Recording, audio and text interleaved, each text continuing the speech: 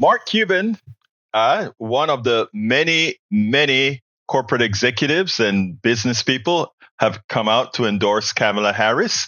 Again, she is one of the ones, he said, who's coming out with policies that they can actually calculate and see in action.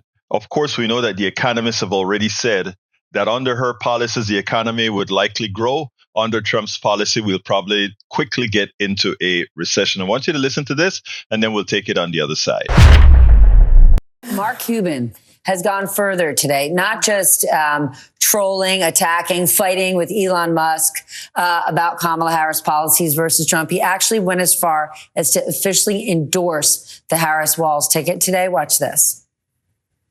I just want to go through just a few quick statements on why I'm supporting Vice President Harris and why I think she's better for business. In a nutshell, the Vice President, her team thinks through her policies. She doesn't just off the top of her head say what she thinks the crowd wants to hear, like the Republican nominee. He says things off the top of his head that tend to often be ridiculous, if not insane. Ridiculous, if not insane. But is that strategy working? Well, we don't know, right? I mean, we have polls that pollings continue to say that he does better on the economy, despite right. No, I know that's 16 Nobel laureate economists, right. Despite 80 CEOs, despite Donald Trump's policies that he's actually pitching. He got scores of people going, "It's pretty good on the economy." It's vibes. I mean, I don't know, but it's completely crazy. I agree. And he's, every economic policy he's chopped has been like childcare. Remember last week on childcare is childcare. Yeah, the man is not, coming up with anything new, and he's usually sort of recycling old stuff. But for whatever reason, I guess there's some kind of memories of Republicans being good on the economy at one point.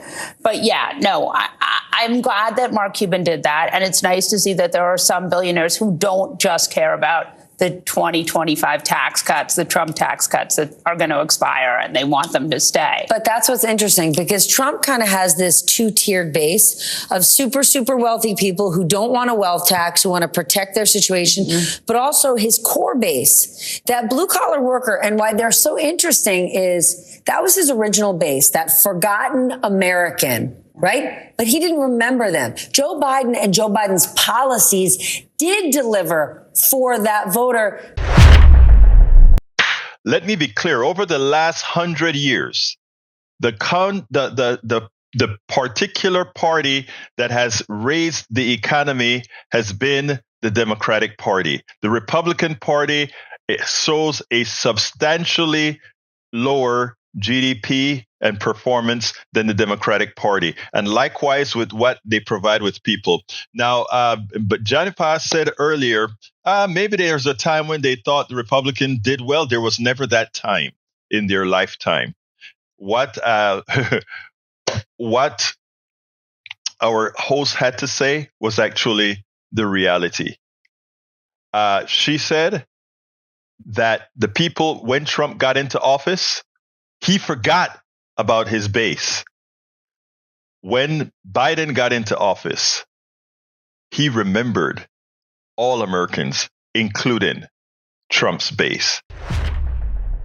We spend a lot of time deconstructing the news, trying to parse it into a form that everybody can understand. We try to find those little nitpicks where it flies above the fray, etc.